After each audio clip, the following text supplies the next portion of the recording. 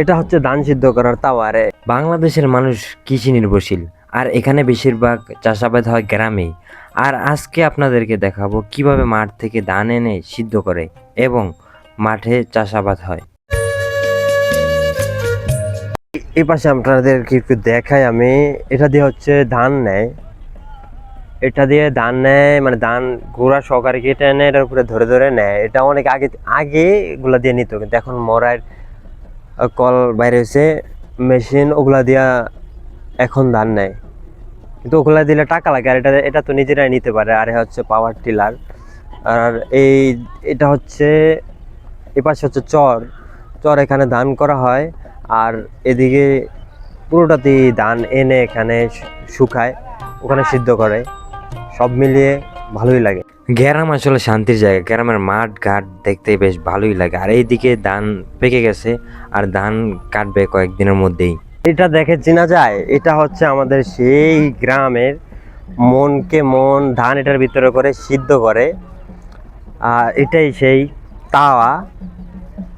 আপনারা দেখতে পাচ্ছেন যে আমি একেবারে এখন আছি একটা গ্রামের মধ্যে, নাওবাজার। এখানে ওই পাশে ধান হইতেছে, আর ওখান থেকে উঠিয়ে আনে এখানে সিদ্ধ করা হয়। আর এই তাওয়াতেই সিদ্ধ করা হয় মনকে মন ধান।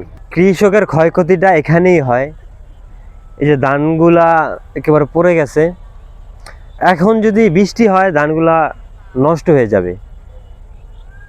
বৃষ্টি বাদলের কারণে এই অবস্থা হয়। এই কিছুদিন আগে বৃষ্টি হয়েছিল, ধানগুলা পড়ে গেছে, এখন তো একেবারে পাকার পথে।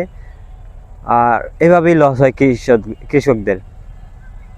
আর এই গ্রামের ফিল্ডে আজকে ভালোই লাগলো, ঘুরলাম, দেখলাম, খুবই ভালো লাগলো।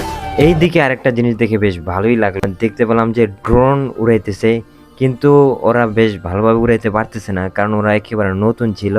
আর ড্রোন উড়াই দিতেছে আবার পরে যাইতেছে, এই ব্যাপারটা দেখে বেশ ভালোই লাগলো। আর এই এখন সবুজে শ্যামলা ধান গাছের মধ্যেই ওরা ড্রোন উঠাইতে গেছে, কারণ এখন ধুলিয়াকাল, তেমন পানি নাই কোনো।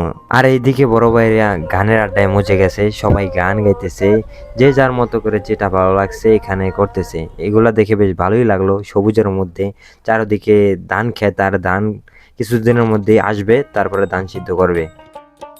বিকেলবেলা আজকের সূর্য অস্ত যাচ্ছে, এই দিকটাতে আপনাদেরকে দেখাই। সূর্য অস্ত যাচ্ছে, কিছুক্ষণের মধ্যে সন্ধ্যা হয়ে যাবে। আর বিকেলের মুহূর্তটা আজকে ভালোই কাটলো।